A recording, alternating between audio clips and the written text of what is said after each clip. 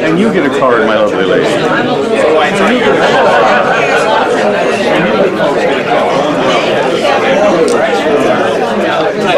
Norris, you have a thought of the day for us.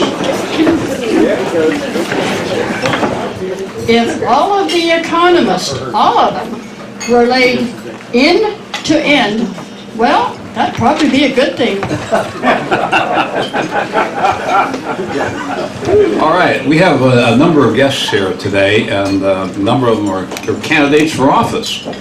And let me start over in the corner there. If you could stand up and introduce yourself. Yeah, hi, I'm Gabe Rygard, and I've got my right name in the hat for County Commissioner District 2. Thank you, Gabe. All right, Randy.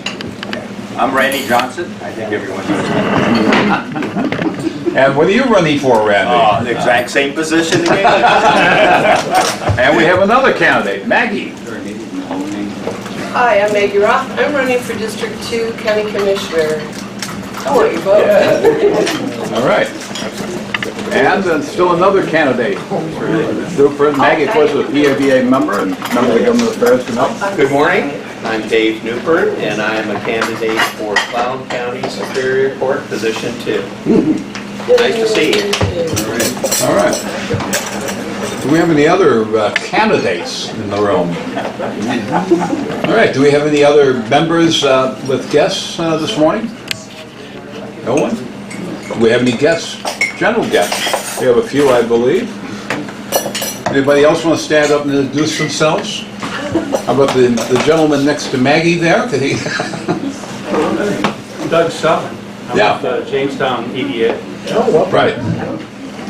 About to retire, he says. But I'm also a member. Yeah. But probably not in good standing. No, we are.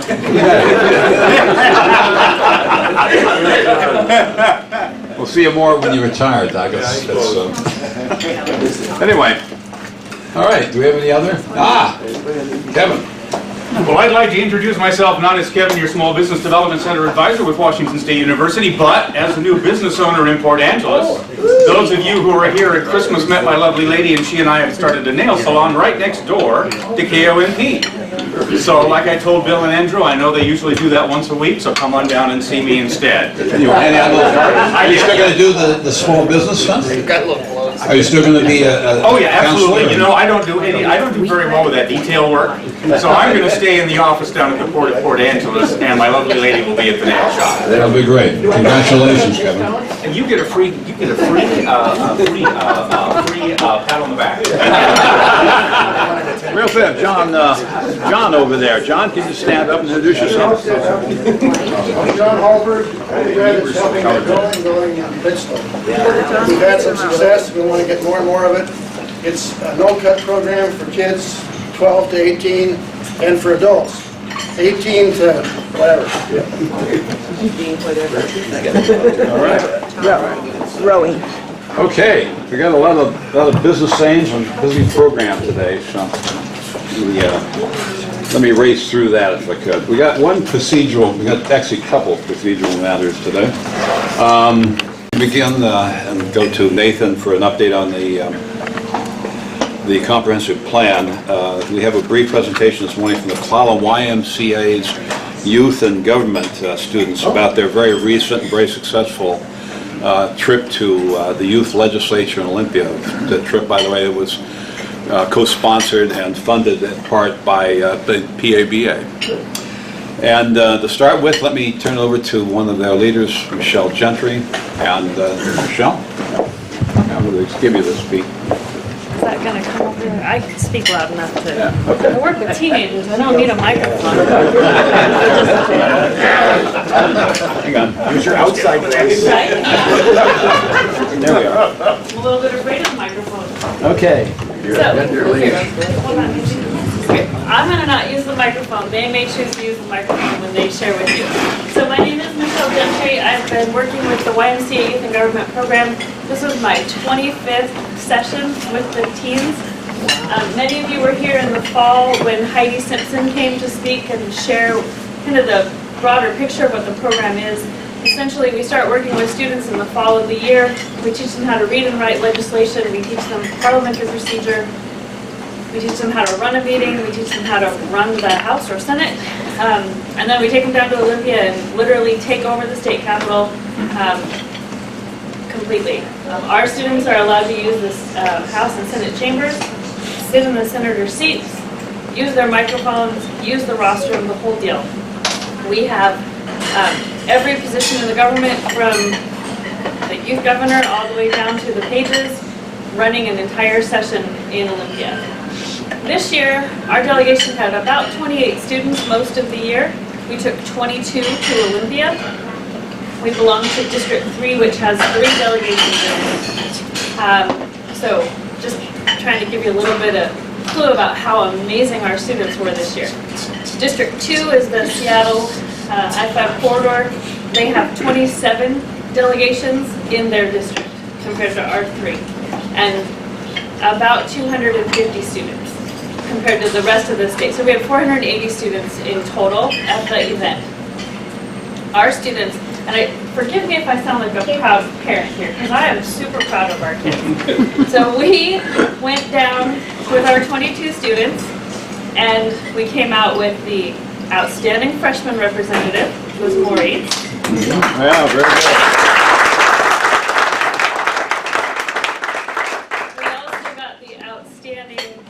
Senator for the program, which was Senator Atwater. Yes, his name is Senator. Yes, that was exciting for everybody involved. And then there are 12 leadership positions. We call them major officers, and these students serve the entire year. And because the program is student-led, which means that when we get to Olympia, the adults go like this. Go, you guys. And they run everything. We literally stay on the sidelines. We may pass a note via page in and say, think about this. But nope, there's never an adult that walks in and says, all right, wait, this isn't going quite the way it should. Like, the kids run everything. So of those major officer positions, we have the editor-in-chief, which is Maya Wharton. So she will run the entire press while we're down in Olympia, which includes social media, interaction with TBW, 4 papers in the 4 days that we're down there, and then all of the Twitter and things that I don't know about.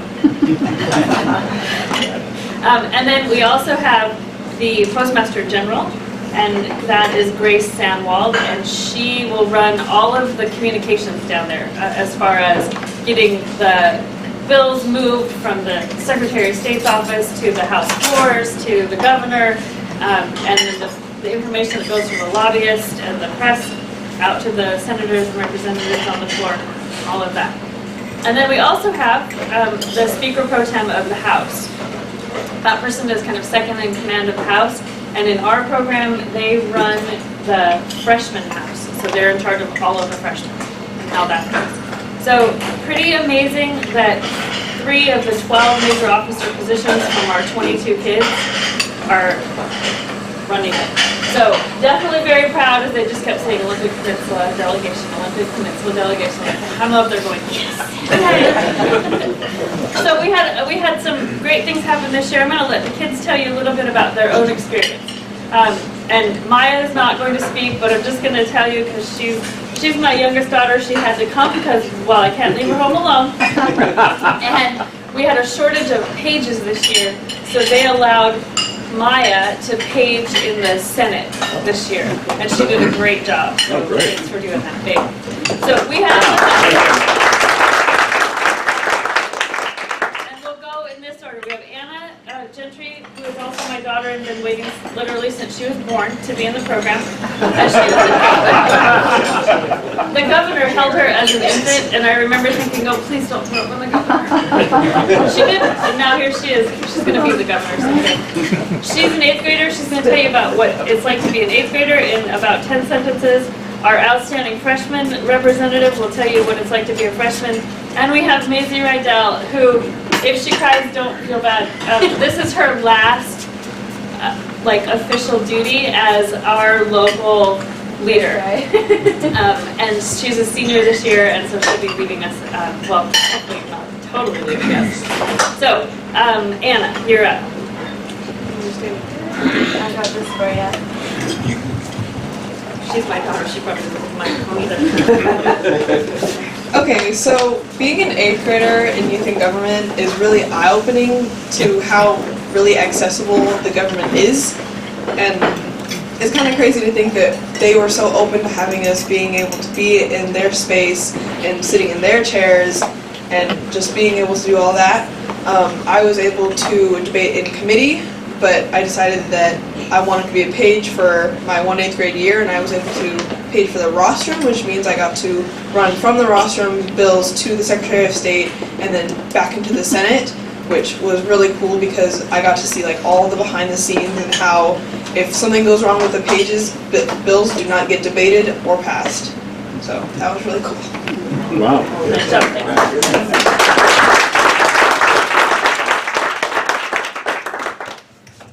Good morning, I'm Reitz Alberg. I'm 15, I was a freshman at this session. It was my first session, so I really had no idea what I was doing. But I quickly learned the ropes with, there was a lot of seniors who helped out, and some other freshmen who kind of led me around, and they really let me know where to be and what to do.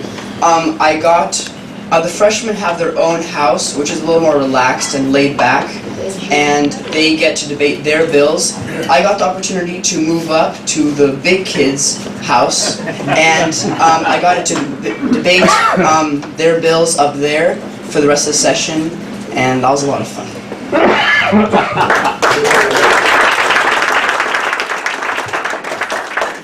Alrighty, so my name is Maisie Rydell, and I'm a senior. I might cry. Being a senior in the program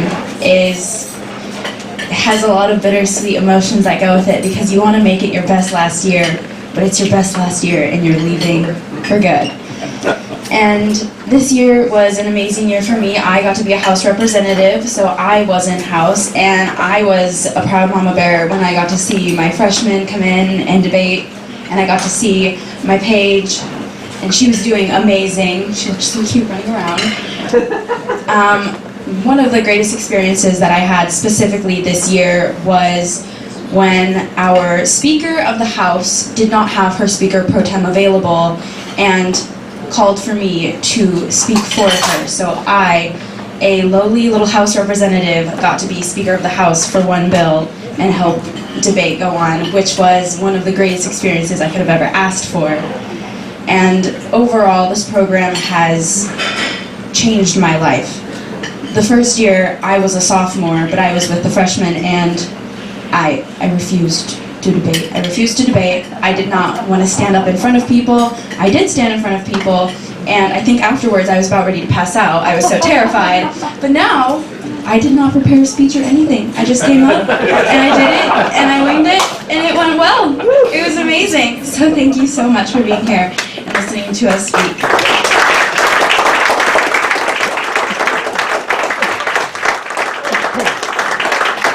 Thank you again. You want to? I just want to conclude by saying we're going to leave because these guys have to go to school. Okay. Anyway, PABA is very, very proud to help sponsor this program. We'll look forward to doing this again, I'm sure, next year. All right. But anyway, thank you very much. Thank you. Thank you, students.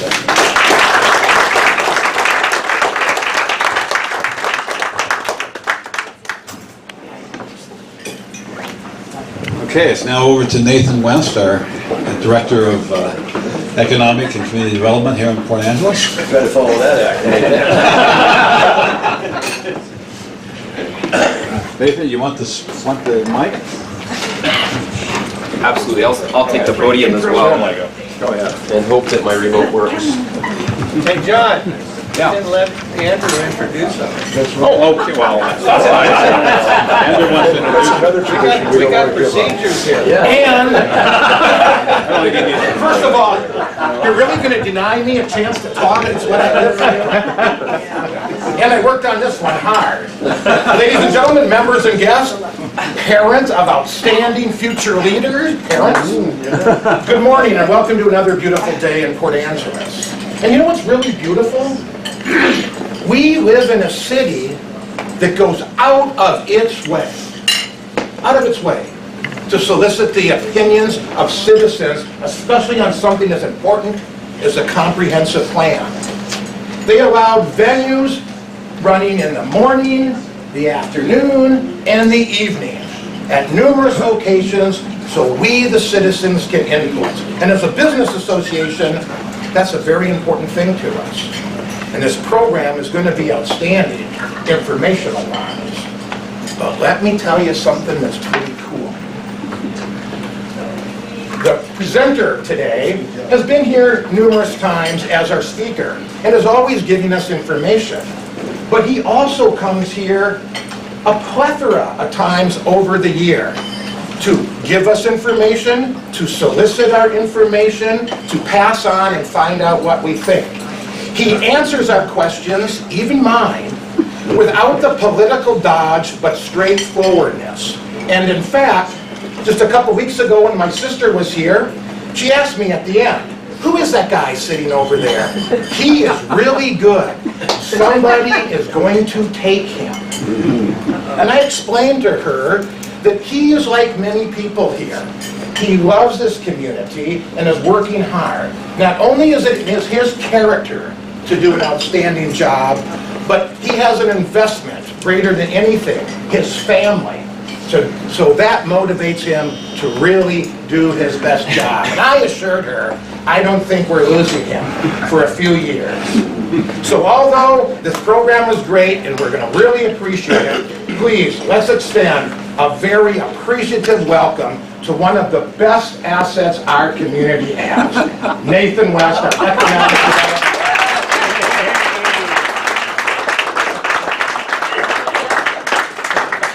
Andrew, thank you very much. That's going to be a tough one to live up to. Good morning, everyone. I really appreciate the opportunity to be here, and it's just extremely impressive the welcoming attitude that all of our community organizations have had towards this very important process. Hey guys at the end table, do you want to move? You can move over here or something if you'd like. To be able to see this presentation. Sorry, Nathan. No problem.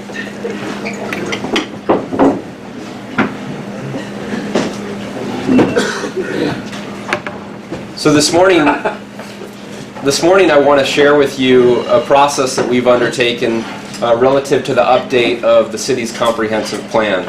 And I think as we started this process, we recognized a couple of things. And I think most of you are aware that the comprehensive plan update is actually a state mandated process where we're required to do that update every 7 years. And based on RCW, we have to do that update. We have to complete it by June 30th of this year.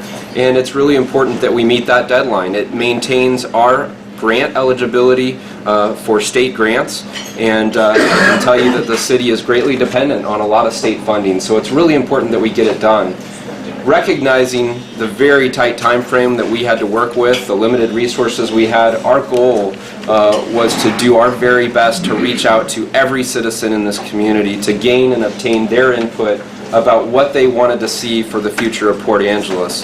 And I want to tell you that I've been really excited by the comments that we've received to date. I can tell you, despite some of the political challenges this community has been facing, we have seen comments that have been positive and constructive, and that's a great thing. And I think all of you would be privileged to read through the public comments that we've received as part of this process. It's something to celebrate and something to really think about, and I'll touch on that a little bit at the end of my presentation as well. Today I wanted to walk you through a number of items. I wanted to talk about the document basics of the comprehensive plan. I wanted to talk about what implementation have we actually accomplished since the last comprehensive plan update. talk about some of the public workshops and the results of those workshops, talk about the community conversations that we had, a questionnaire that we put out that had some good responses to it, the overall public engagement process, and then what remains in the process to date, what we intend to accomplish before the June 30th deadline. To start with, we have an overall outline of the comprehensive plan document itself. And new this year is a vision statement. We really wanted to gather, as part of the public input that we received, a vision for the future, a vision for 2036, 20 years from now, what the community is going to look like at that point in time. We have gathered that vision, and you'll see that vision inserted in the draft document that's going to be moving forward to Planning Commission and to City Council. Additionally, we have a community profile section. This section has a great deal of statistics about the community. Specifically, we look at population projections, numbers and details that we have to make sure align with the Office of Financial Management at the state level, but that's mostly the data that you're going to see in the document. Then we also have a detailed section in the document that talks about neighborhood characterization, a description of the different neighborhoods in town, where their boundaries are, some mapping associated with that, and just the overall picture of the town makeup and what it looks like. And then finally, we have a mapping section that has everything from a comprehensive plan land use map to a alternative transportation map to some other maps in the document that really work to show graphically what the comprehensive plan is all about. We don't have a lot of changes to the maps this year, but I can talk about a couple of those a little bit later in the presentation. And then finally, we have a series of elements, and I'll talk about those elements first. The elements specifically are made up of 9 different segments of interest, and we have several of those that are mandated by the state and several of those that the city has chosen to implement as options.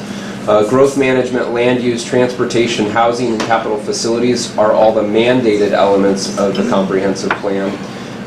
The city has elected to add conservation, utilities and public services, economic development, and parks and recreation. And those have all been in place for at least the last 6 years. Each element contains a series of goals, a series of policies, and a series of objectives. And the objectives are designed for actually implementing the document, what we actually move forward with as a directive as city staff. If you take a look at what we have done to date, we have about 40 goals in our existing comprehensive plan. We have about 310 existing policies and about 89 objectives in the comprehensive plan.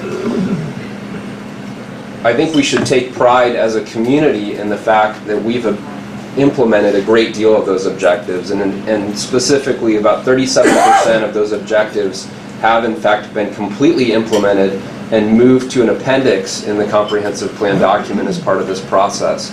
I think that's a large number of objectives that we've actually been able to move forward with, but equally important to note that there are many other policies and objectives in the document that we have fulfilled, we have satisfied, but they aren't complete as of yet, and that they're ongoing policies and objectives that will probably stay in the comprehensive plan until such time as those policies change. So it's important that we're constantly focusing on those policies and objectives and still abiding by them, even though we can't sign them off as being fully completed at this point in time. I want to talk a little bit about what we did in the first public workshops that we had, and many of you participated in that. I can tell you we sat down and had some conversations at individual tables where members of the community came and they actually provided input. They actually weighed where we are today versus where we'd like to be 20 years from now in the future. And if you summarize those two groups, we had one workshop at the Lower Elwha Tribal Heritage Center, we had another workshop at the Skills Center, and we've combined those two results, those two evening meeting results here for you. And if you look at the darker blue in this matrix, you'll see that the top of the list in need of improvement were living wages, youth employment, fiscal balance, vital downtown, and community appearance. Those were the top 5 issues that came up in those first public workshops, and really important to the city. I want to go back to really the foundation of the comprehensive plan document and why these things are really important. And really important as you see all of those public results that I'm going to show you today. One of the reasons they're so important is because this document is the foundation of city decision making. This influences the council decisions that are made in the future, and it really dictates what those policies are at the end of the day relative to each of these items. So I think that's important to think about as we're moving forward and looking at these results. Relative to priorities, so we looked at those tables, we looked at what had the largest gap as opposed to today versus 20 years from now, what needed to be addressed. But when you actually take the time to prioritize those issues, which members of the public did, they prioritized a vital downtown as being number 1, fiscal balance number 2, and a tie for number 2 with a safe city, and then finally living wages being number 4 at the top. All very important issues, and all of us are aware of how important it is that we follow through with doing our best to rectify some of those concerns at the policy level. So a few weeks later, we had some community conversations, and one of the questions that we asked was, how do you feel about your neighborhoods today? How do you feel about what's going on from the perspective of appearance, economic development, and each of those things? And we actually had community members rate each item as far as how well things are going to date. And you'll see we got a lot of good marks as far as things are going well. You'll see that in the column with the heart. But the ones that truly need the focus are the ones with the circles on them. And the results of that first conversation regarding the future vision and what we need to improve on were that we really need to work on enhancing neighborhood quality, economic development, transportation improvements, and to be specific there, I think that we heard a lot about lack of sidewalks in town, lack of infrastructure, connectivity, school walking routes, that type of thing from a transportation perspective. That was really important. Downtown also was something that really the community wanted to see some attention given to downtown. And then commercial centers was a highly discussed issue at probably every group we had get together.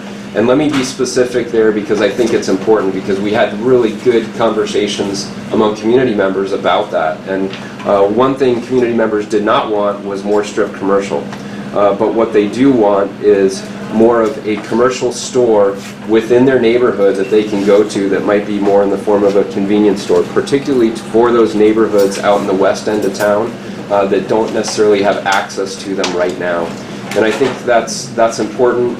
Presently, we don't have a lot of commercial west of 8th and C Street, and in fact, we don't have any west of 8th and C Street in the city limits. So that is an important thing and something that we will be working on rectifying from a policy perspective. But I want to also put it in context in that they also felt strongly they didn't want something so large from a commercial perspective that it's competing with the downtown or competing with our other commercial corridors. So I do think that's important. Additionally, we had them look at more discussion items that were a focus of the community. Results again being those areas that need the most attention are those with circles. And I know it's hard to read that font, but to summarize, the environment, the airport, homelessness, downtown, and stormwater were the predominant priorities that we heard about in those community conversations.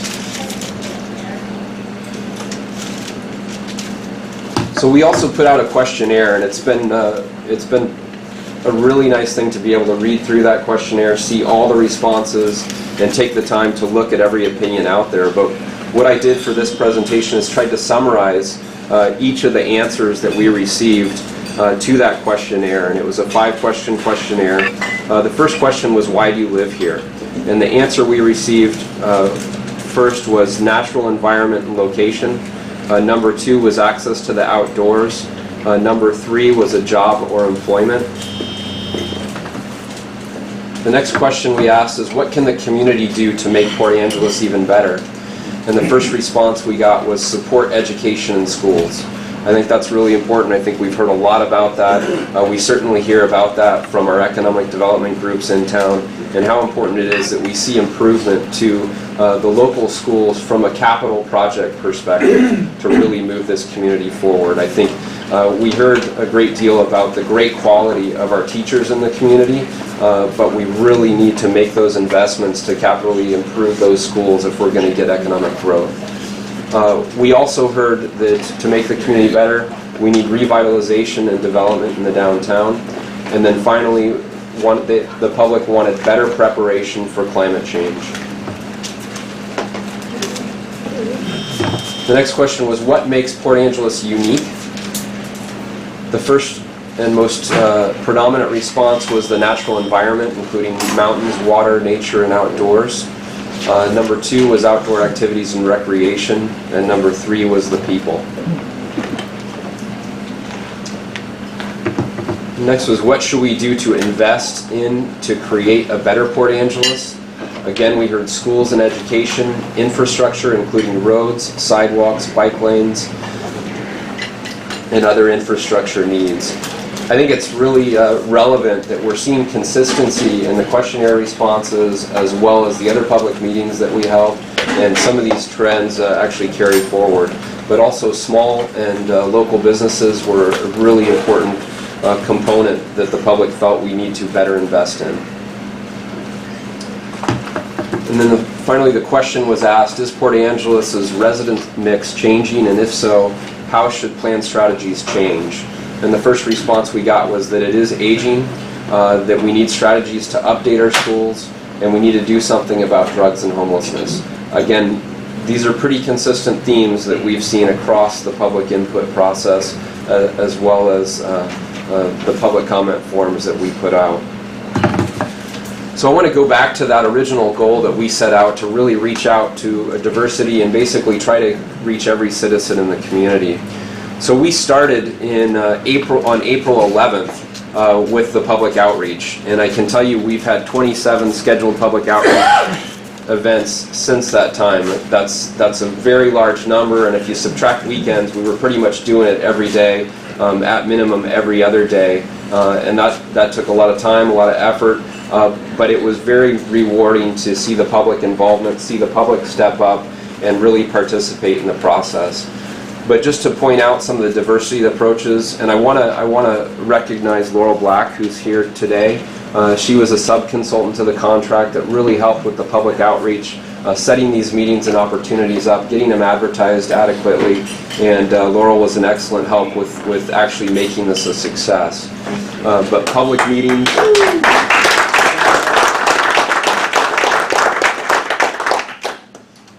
Public meetings, we actually sent out flyers to every public school student in the city of Port Angeles, so the Port Angeles School District.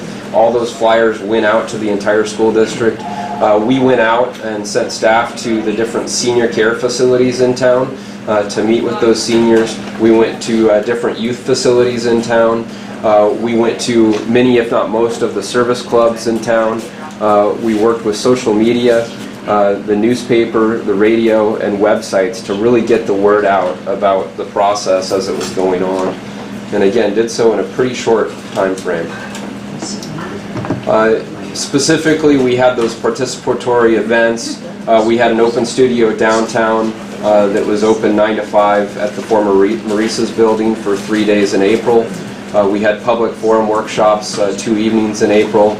And then we had community conversations in the neighborhoods at Stevens School and Franklin Elementary School. And many of you participated in each of those events, and so thank you very much for stepping up and participating. We had some planning commission meetings on April 27th and May 11th. And very important for all of you to be aware of is tomorrow night is our public hearing on the comprehensive plan. And it's really important that we get good participation in that public hearing. It truly is an opportunity to balance out the public input we receive so that we're not moving in one direction over another direction. And the Planning Commission's role truly is to achieve that balance, to take the diversity of comments that we've received, look at the policies that have been drafted, and really balance them out at the end of the day. So the intent is that Planning Commission actually makes a recommendation to City Council tomorrow night. Their meeting is at 6 p.m. in Council Chambers. They would make that recommendation and move it forward to City Council on June 7th, where we will have a first reading before City Council, and then a second reading of the ordinance which adopts the comprehensive plan on June 21st, 2016. So that summarizes the overall public approach, some of the content of the document. But I want to again mention the fact that I think it's important all of us join in being inspired by the public outlook for the future. I can tell you, reading through each and every public comment, it's inspiring to me to see the excitement about our community, to see how much faith and pride people have that Port Angeles is moving in a forward direction, in a positive direction. And that's a great thing to see, and something that I think we should all celebrate. So at this point, I'd be happy to entertain questions on the process, and if there's anything I missed that you'd like me to speak to. But I do again want to emphasize that public hearing tomorrow night before Planning Commission on April 25th at 6 p.m.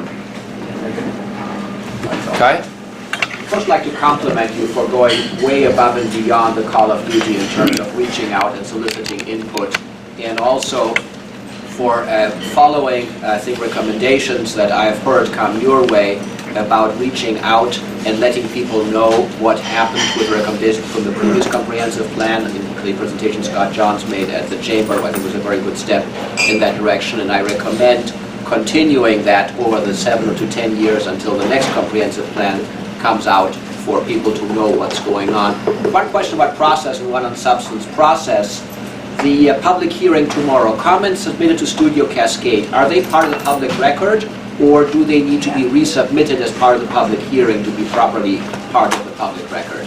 They are currently part of the public record, and they all, if they have not already been, they all will be submitted to the Planning Commission as well as City Council, so that there will be an entire package of the record so that all the public comments can be viewed. There's no need to resubmit them. In addition, we will strive to get them up on the website. Obviously, we're fighting a really tight timeline, and so we'll do it as quickly as possible, but the hope would be that we have all the questionnaire responses posted on the website available for download, as well as all the other public comment forms and information that we obtained. My question on substance, are there any areas where the comments you received were challenging in the sense that either there were large groups of comments that were diametrically opposite and inconsistent with each other, or that they called for things that require regulatory approvals that would be extremely difficult to obtain, or that would require amounts of funding that are probably outside the reach, or that would be very challenging to work towards, that you might want to kind of point out? Or are there all things that it's actually reasonable to expect that the city can move forward to achieve in the next 15 to 20 years? At this point, the comments that we've received are relatively simple to move forward with. They've already been integrated into policies and objectives that have been prepared as part of the Planning Commission packet. So I don't see any major hurdles there in coming together and getting a really solid comprehensive plan. That said, if we find that there are challenges, either at the Planning Commission level or at the City Council level, those are issues that we can move forward with. We don't have to adopt them as part of the comprehensive plan on June 30th. What we can do is, it's important that the state statute does allow for annual updates to the comprehensive plan. We recognize and appreciate this is a really tight time frame, and if there's things that we learn as part of this process that need more attention or more time, we'll make sure and deal with those beginning in January of 2017. Thank you. Nathan? Yes. Question. Did we receive anything in this process from the Rainier Corporation for the 20-year plan? We did not. We did not receive one piece of information from the Rainier Corporation in regards to our 20-year plan. Jack, I don't recall seeing anything from them. I would like to verify that just to make sure, but more than likely it's something I would have seen at it. I would think so. How about the Lower Elwha?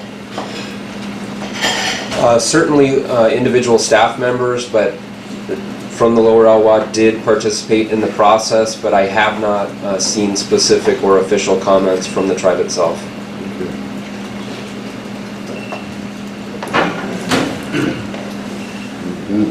Did the comprehensive plan address the needs of the urban growth areas? How was that included as the city expands over the next 20 years? The comprehensive plan is definitely the appropriate document to take a look at urban growth and basically the urban growth boundaries. I can tell you that changes to urban growth boundaries have been extremely contentious. We do have some recommended changes to the urban growth boundary, but they're very limited in nature. One of them is a boundary change that has been in there for quite some time that may not have made the most sense, and that's something that will be coming out. Another one is one that just appears to have been an oversight in the past and really should have been in long ago, and that's something that we've rectified, but really only minor changes to the urban growth boundary at this point. And to expand urban growth boundaries, you truly have to justify that you are stretching the limits of the city boundary and have a statistical need to expand. And at this time, we can't say that we're in that situation. Was there a time frame for when these might be readdressed? We certainly will take a look at it either as part of the annual updates that we do or every 7 years when we do our comprehensive plan update, we'll look at it again. But presently, as you may be aware, we have substantial urban growth areas both to the east and the west that we could annex prior to needing to increase any urban growth boundaries. Laurel? Could you explain the relationship in process between the city comprehensive plan update process and the counties? Like how do those mesh? So we do work very closely with the county in ensuring that each of the jurisdictions within the county align from a statistical perspective, and particularly the population growth projections, how those build into the overall county projections. That's something that we work with them on, and certainly any boundary-related issues, we coordinate a great deal with Clallam County on those issues as well. I have a question on tourism. I don't see a great influence or a great deal of emphasis on building our tourism industry. Is that something that's under discussion? It definitely has been part of the discussion. In fact, it was a big part of the discussion at the May 11th Planning Commission meeting. There's certainly some interesting views there as far as what tourism means to the community. There's been some long-standing policies in place and in support of tourism. I think just from a statistical perspective, tourism is extremely important to our community, and I can tell you the growth of tourism. Last year we saw about 48 million in tourism revenue coming in to the community overall, and I can tell you that last year was also our third record-setting year relative to lodging tax and hotel occupancy. And those are really significant numbers. So tourism was absolutely part of the discussion, and it is important to look at in moving into the future. Mr. Chairman? Yes. A few more questions, especially from the esteemed president of our college. I move that we extend our meeting up to 15 minutes to accommodate any questions. We have a second? Second. All in favor, say aye. Aye. We're done. Please go ahead. Education guy here. Education guy. Education does figure fairly prominently in several of the areas for improvement that are identified. And my assumption is, we're talking primarily K-12. That was a lot of what the feedback was. Is that I would say most of the feedback was related to so that's not something that the city per se has purview over. So how does the city comprehensive plan then react to that input from the community and incorporate that into a comprehensive plan when that's not strictly in the purview of the city? No, I think that's a great question, and you might imagine there's other topics in the discussion that probably aren't within city purview. Right. But this is really about the larger community picture, and I think the comprehensive plan really is intended to set the tone for the overall community and actually reach out beyond just city purview. I do think the best approach relative to policies and objectives, relative to those, for example, involvement with Peninsula College, would be at the policy level, encouraging support in certain direction, partnering with local organizations such as Peninsula College to make things happen, but partnerships, encouragement, and overall support of efforts, I think, is really important and valuable. It doesn't mean that we're going to have a specific objective that is in there that the city is specifically going to be responsible for, but from a policy perspective, we're going to be supportive. Great, thank you, Nathan. A question first, as a participant in the process, one of a zillion, I have to commend everyone on their talent and dedication. Have there been any surprises with either the process itself or the results, or changes? I can't think of any changes that have occurred in the process. Surprises, I think I've been surprised by some of the discussions that were had, particularly relative to tourism, and I've been surprised by a number of the conversations. Particularly, there was a conversation on the west end of town where some community members didn't want to see any commercial west of C Street. That was a surprising conversation, because I can tell you over the years we've heard over and over again, we want a commercial convenience store to be able to go to. So that was certainly a surprise. But the second one was tourism, that we did have a discussion at Planning Commission. I believe you were in attendance. I was surprised by the perception that was had relative to tourism, and that we've tried that and perhaps it hasn't worked. And certainly the numbers and statistics would say differently. And Steve, thank you, by the way, for your comments as well in the process. Thank you. Kevin? I'd just like to make one more comment as it relates to tourism, and that is the unfortunate reality that the folks attending those meetings aren't tourists. So we haven't had really the voice of the tourist speaking in these kinds of conversations. And I live downtown, I work in downtown, I have a business downtown, and after living in some other communities, I've noticed some disconnects in how we could make our community more friendly and more accessible to visitors. And I think it's just simply a matter of, oh, didn't know that sort of thing. And so I was wondering who owns tourism here and to whom those kinds of comments and observations would be best directed. I think that's a great question. I think there's a good reason to take pride as a community in the cooperative approach that is taken between city and county relative to tourism.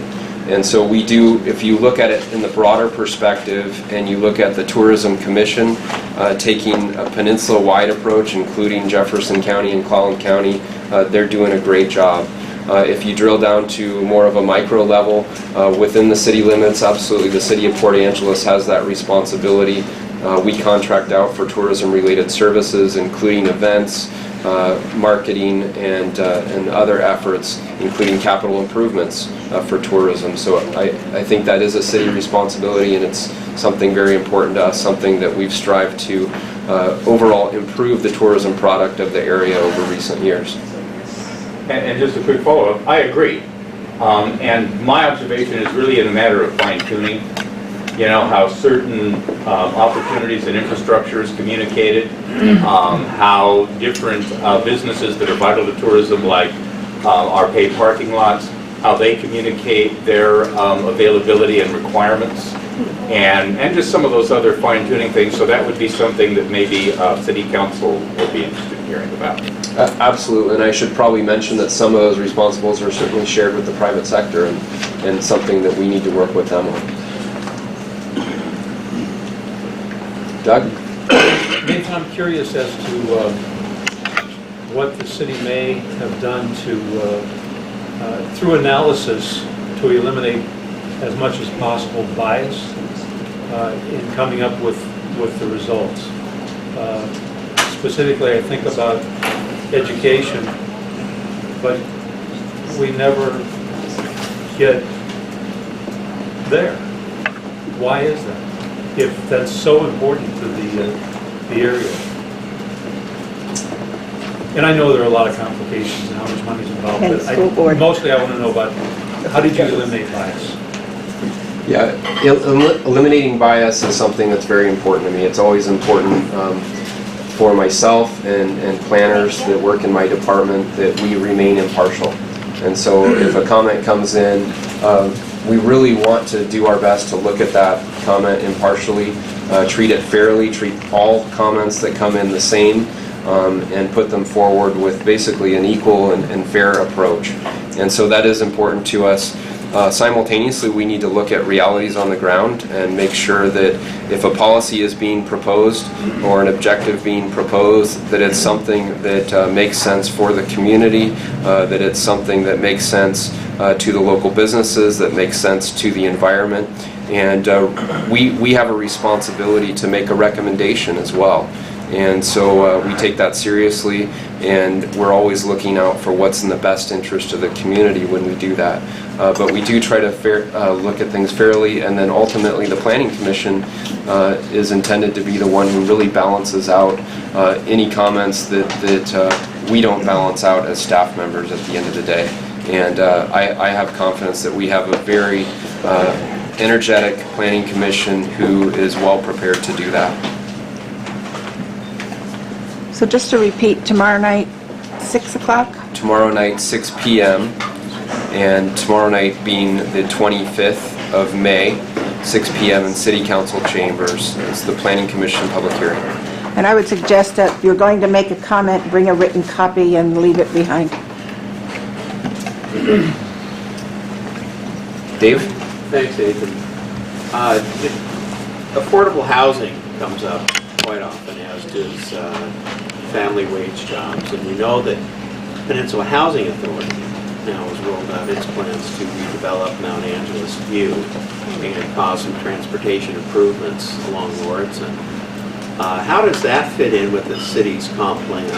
And looking perhaps further than that, any potential rerouting of SR 101? I think probably two questions there, David. From a housing perspective, we have a great deal of objectives in the comprehensive plan that have already, in fact, been met relative to supportive housing. I think many of you are aware that we participate in the Community Development Block Grant Program and have historically helped some of our nonprofits, including the Housing Authority, Habitat for Humanity, Serenity House, with some grant-related opportunities with the Community Development Block Grant Fund. And I think that's really important, something we can intend to continue to do. And in part, I think that certainly has contributed to the Mount Angeles View project and what they're doing to provide housing, which is a very important need for our local economy and for our community as a whole. Relative to Lauritsen Boulevard, I do think that's a very important issue, and I do think that Lauritsen Boulevard, it's important to mention first and foremost, was originally platted as the primary east-west corridor for the city of Port Angeles. I think that's relevant and important. It is an arterial street, and it's one that really is intended to function as an arterial street. Currently in the comprehensive plan, and in fact since 2004, the comprehensive plan has identified that as a future US 101 corridor from a policy perspective. I certainly appreciate that will likely be an item of discussion both at Planning Commission and at the council level. There are certainly concerns relative to one school within the area, as well as additional traffic that has been seen in that corridor. And that's probably one of those issues that will need to be balanced out at the end of the day. One more question, if there's anything. How about Lincoln Park? Is Lincoln Park in the comprehensive plan? Is that going to be dealt with or something? I don't recall seeing, well, I think the airport has certainly come up quite a bit, but Lincoln Park specifically, I don't recall. The redevelopment of it or anything like that? No, I don't believe that's specifically addressed in the comprehensive plan, although I can tell you more than likely there are goals, policies, and objectives that are in existence from 2004 that are still part of that comprehensive plan that are in there today. But as far as new additional public input on it, I don't recall that there's anything new there. All right, any other questions? All right, thank you very much, Nathan.